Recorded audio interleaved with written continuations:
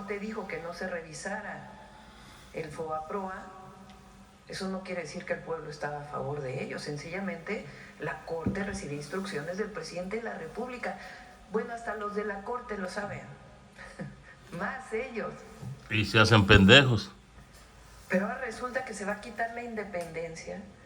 Por eso, en mi toma de posesión, y lo dije antes, si hubiera querido la presidenta elegir a los ministros por dedazo, pues hubiéramos hecho una reforma como la de Zedillo. Exacto. Que se vayan los actuales ministros. Exacto. Y la presidenta nombra... Que ponga a los que más le convenga. Pero no, ahí está la democracia, donde se va, el pueblo los va a elegir. Así que, ¿qué están chingando los mendigos jueces corruptos? Es parte del pasado. Van para afuera y se acabó, ya es una ley y no se puede que cambiar. El pueblo lo quiere y punto. El pueblo manda, el pueblo es el que tiene la última palabra. Es la esencia de la democracia. Exacto. No. Ya no nos hagamos, ya dejen de estar hablando de estupideces, toda la bola de medios corruptos, chayoteros.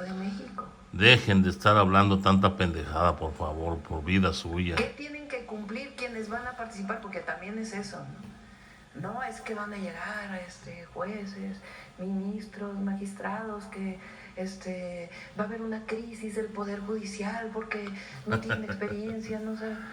Bueno, se pide... Ellos que cumplan con largarse y lo demás que no les importe. Haya crisis o no haya crisis, ¿cuál es el problema? Se mantiene la gente como está y ya. Se mantienen los presos que haya en ese tiempo y ya. Va a hacer entrevistas. Y si no se quieren salir por la buena, ahí está el ejército nomás queriendo que usted tire la orden como comandanta suprema de la nación para que lo saque con las patas por delante si es necesario. Porque no hemos traicionado. Porque eso fue lo que yo me comprometí. No mentir, no robar y no traicionar nunca al pueblo de México. Exacto. Y mientras no traicionemos al pueblo, el pueblo nos va a apoyar. Mientras siempre, estemos cerca al del 100. pueblo, el pueblo nos va a apoyar. Porque aquí no hay divorcio entre pueblo y gobierno, como era en el pasado. Al 100 estamos con usted, señora presidenta. Entonces, la reforma al Poder Judicial, como estuvimos con el parte de este proceso de transformación. expresidente Andrés Manuel López Obrador, estamos con usted al 100. Que se burlan porque digo, esto va a ser ejemplo para el mundo. Se burlan, que se vayan a chingar a su madre, que sigan burlando de su madre los mendigos.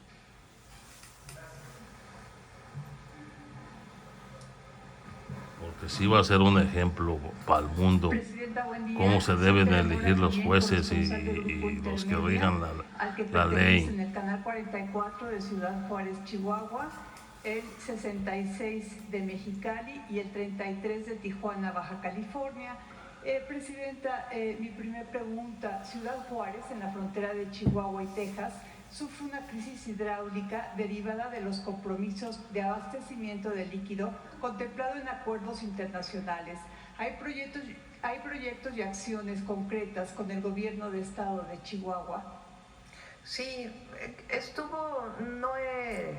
no nos hemos visto con la gobernadora recientemente ni con el presidente municipal, pero previo a entrar tuvimos reuniones con casi todos los gobernadores y gobernadoras y vamos a apoyar a todos los estados de la República. En particular en Juárez, además del tema del agua, me comprometí, que lo está trabajando Zoe con la Secretaría de las Mujeres, a desarrollar centros de educación inicial o de cuidados de la primera infancia para las mujeres de la maquila. El sistema de cuidados va a empezar en Ciudad Juárez porque hay una deuda histórica con las mujeres de Juárez y además me lo pidieron las mujeres que trabajan en la maquila cuando estuve ahí. Entonces hoy está trabajando y ya muy pronto lo vamos a presentar junto con el DIF y la Secretaría de las Mujeres. Presidenta, por otra parte, tras la temporada de lluvias, el sistema Cutzamala solo recuperó un 30%, llegando al día de hoy a 64% de su capacidad. Pedro Moctezuma Barragán, subsecretario del Agua en el Estado de México, ha advertido sobre que la crisis hídrica no ha terminado. Se trabaja en una serie de estrategias para reducir la dependencia del sistema Cutzamala y asegurar el abastecimiento de agua a través de fuentes propias y sostenibles. Esta crisis hidráulica puede ser ahora una oportunidad para impulsar proyectos de abastecimiento más sostenibles y garantizar el acceso al agua para la población al aprovechar el momento en el que inicia un nuevo gobierno federal y en la Ciudad de México. Es difícil que se deje de recibir agua del Cutzamala. Cuando fui jefa de gobierno hicimos un proyecto con el Estado de México entonces, que está funcionando muy bien. De hecho, tengo interés en ir a visitarlo porque es parte de los proyectos que vamos a desarrollar para hacer más eficiente el uso del agua. La presa del Bosque es la última presa que está en Michoacán, que después lleva agua a Valle de Bravo y de ahí a toda la zona metropolitana del Valle de México. En la presa del Bosque hay agricultores que toman agua de la presa para la siembra de aguacate y de guayaba principalmente. Durante muchos años estuvo tomando agua sin tener permiso por parte de nuevos agricultores que se desarrollaron en esa zona. Entonces, desde la Ciudad de México y el Estado de México, el entonces gobernador del Mazo, tomamos la decisión de que parte de los recursos de la ciudad y del Estado de México se invirtieran en Michoacán. Por primera vez se invierten en otro estado de la República. ¿Para qué? Para hacer más eficiente el riego y en vez de cortar el abastecimiento de agua para riego, que no tenía los permisos, que la Conagua le otorgara los permisos y que se regara de manera más eficiente. El programa terminó y entiendo que está funcionando bien, me lo informó entonces el director de Conagua y el actual director de Conagua. Y es un ejemplo de cómo pueden desarrollarse acciones para disminuir el agua que se utiliza para riego y esa agua utilizarla para consumo humano. Ese es parte del proyecto del Plan Nacional Hídrico que estamos desarrollando y que a final de mes vamos a tener un acuerdo nacional entre industriales, distritos de riego, el gobierno federal para avanzar mucho más en este proceso. Inclusive muchos están entregando parte de sus concesiones que hoy no utilizan para que se puedan utilizar para el abastecimiento de agua para consumo humano. Esto lo vamos a hacer hacia finales de noviembre, pero desde el principio estamos trabajando en todo ello. En particular en el caso de la zona metropolitana del Valle de México, tenemos una reunión en donde participa el gobernador de Hidalgo. La instalamos desde antes de que entráramos al gobierno. El gobernador de Hidalgo, la gobernadora del Estado de México, Clara Brugada, jefa de gobierno, y su servidora con nuestros equipos. Y estamos trabajando un programa integral para Hidalgo, para el Estado de México, para la Ciudad de México, que tenga formas más sustentables de utilización del agua y también el saneamiento de algunas zonas que históricamente han estado muy contaminadas, como por ejemplo el Valle del Mezquital o también Tula, que es uno de los municipios más contaminados del país y que hoy estamos trabajando de manera integral para hacer un rescate ecológico de toda esa zona. Presidenta, muchas gracias. Y por último quisiera preguntarle de qué manera la presidenta Claudia Sheinbaum va a elegir a los diplomáticos en el extranjero, a los diplomáticos mexicanos. Pues es con criterios primero del servicio de carrera de Relaciones Exteriores y otra parte también pues propondremos personalidades que puedan ser representantes del gobierno de México en otros países, ambas. Acá. Buenos días, Presidenta. Salvador Corona del Universal. Doctora, viendo el panorama que usted comenta que está el pueblo de México por encima de su derecho, de la reforma al Poder Judicial, si invalidan parcialmente la reforma al Poder Judicial. ¿Usted va a acatar esta resolución que propone el proyecto del ministro? Vamos a esperarnos, no comamos ansias. Vamos a esperar a ver qué decide la Corte y a partir de allí ya daremos nuestra posición. Mencionaba que tiene un plan. ¿Cuál sería esta línea que ya correría o vaya para...? Vamos a esperar a que decida la Corte y a partir de allí conocerán ya nuestra Bueno, y nada más su opinión sobre lo que proponía el ministro, que la ley de supremacía constitucional no podría aplicarse a la reforma al Poder Judicial, dado que fue publicada después de la reforma. El ministro sabe también que en el caso de reformas constitucionales es la única forma en que puede haber retroactividad. También el ministro lo sabe. Entonces ya tienen un esquema, ya tienen un panorama de que la elección de jueces va. Por cierto que la supremacía constitucional está en la propia Constitución, ya lo leímos aquí el jueves, ¿no? El jueves. O sea, ahora resulta que es novedad la supremacía constitucional, pues sí está en la propia Constitución, que es la ley suprema. Pero ya vamos a esperarnos, a ver, vamos a darles el beneficio a los ministros y a las ministras, a ver cómo votan este martes o el día que vayan a votar. Mañana es un día importante, tanto para la decisión de la Corte, porque también es la elección en Estados Unidos. ¿Pero es un hecho que la elección de jueces se realizará el 1 de junio del 2025? Vamos a esperar a la decisión de la Corte. O sea, usted también... ¿Por qué no hablamos el miércoles de esto? Pero me vuelves a hacer la pregunta, ahí me vuelves a hacer la pregunta el miércoles, a ver, vamos a ver qué decide la Corte pero mañana. Nada más que le insiste un poquito, sí, ustedes tienen el beneficio de, o sea, están en duda todavía de que pueda detenerse o frenarse un poco. El pueblo de México va a votar por jueces, por las y los jueces, magistrados y ministros. El siguiente año. Pero vamos a esperar a ver qué decide la Corte. ¿Pero sí es el siguiente año? Vamos. Okay. Doctora, y nada más en una segunda pregunta. El día de hoy se manifiestan integrantes de la familia Levarón. Saber si a 5 años de esta masacre que sucedió en Sonora habría pues ya esclarecimiento de los hechos, ya se cerró el expediente, incluso si hay podría haber algún acercamiento con estos con la familia, pues.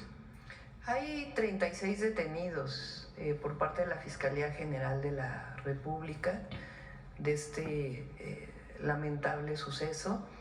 Y sí, la Secretaría de Gobernación tiene la orientación de que en caso de que así lo requieran, estarán siempre las puertas abiertas. Entiendo que la Fiscalía los va a recibir también, creo que el día de mañana. Gracias. No me lo han pedido hasta ahora. Entonces tiene la Secretaría de Gobernación, tiene la orientación y también la Fiscalía. Es un caso que está en manos de la Fiscalía General de la República. Ya han detenido a 36 personas y mañana tienen reunión con ellos. Además, ¿será qué?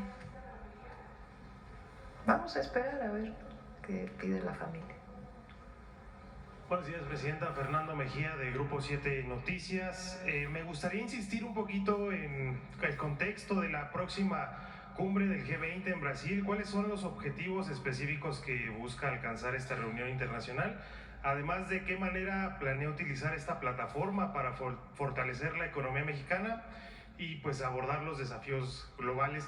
Y adjuntando este tema, me gustaría también preguntarle sobre tras las elecciones presidenciales de Estados Unidos, si tiene planeada una visita cordial directamente o planea enviar una comitiva. Esas serían mis primeras preguntas. Bueno, vamos a esperar también a ver si esta semana hablamos sobre el G20. Mañana vamos a hablar del Programa Nacional de Salud, el Plan Nacional de Salud. El miércoles el Plan Nacional de Energía, particularmente de electricidad, y programamos para que ustedes conozcan las características y todo el pueblo de México, del G20, quiénes participan, qué se ha visto en estas reuniones y qué es lo que está planteado para el próximo G20 en Brasil. Le pedimos a Juan Ramón de la Fuente que pueda venir para que les informe. Muchas gracias. Una pregunta más. ¿Existe una crítica pública sobre los posibles perfiles partidistas dentro del comité de evaluación, lo cual ha generado dudas sobre su imparcialidad? ¿Cómo responde a quienes cuestionan esta objetividad del comité y cuáles son las acciones que tomaría para garantizar un proceso justo y transparente con respecto a eso? Pues que no tienen razón. Hay 3 personas que han participado en el Poder Judicial, un presidente de la Corte y 2 presidentas de poderes judiciales estatales. Y después 2 abogados, una joven y un abogado más adulto, vamos a decirlo así, que tienen distintas experiencias también sobre el Poder Judicial y qué perfiles deben seguir. Entonces es una muy buena comisión y además va a ser público, todo el proceso va a ser muy transparente. Ok, ya nada más para finalizar, Presidenta, con temas de seguridad. Se ha reportado recientemente un incidente de elementos de la Guardia Nacional que estuvieron involucrados en un accidente bajo los efectos del alcohol. Mi pregunta sería, ¿qué acciones o medidas implementará para que pues, evitar estos casos se repitan y garantizar que pues, la seguridad de los elementos de seguridad también, ¿no? No sé a qué caso te refieres.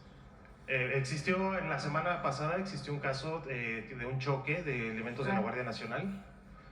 Sí, pues, el día de ayer emitió un comunicado la Guardia Nacional y el día que vengan a seguridad les pedimos que informen con todo detalle.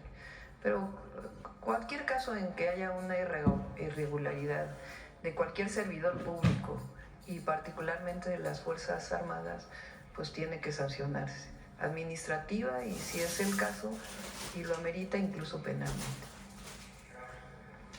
Bueno, vamos a cerrar Vamos a cerrar ya. Va vida saludable.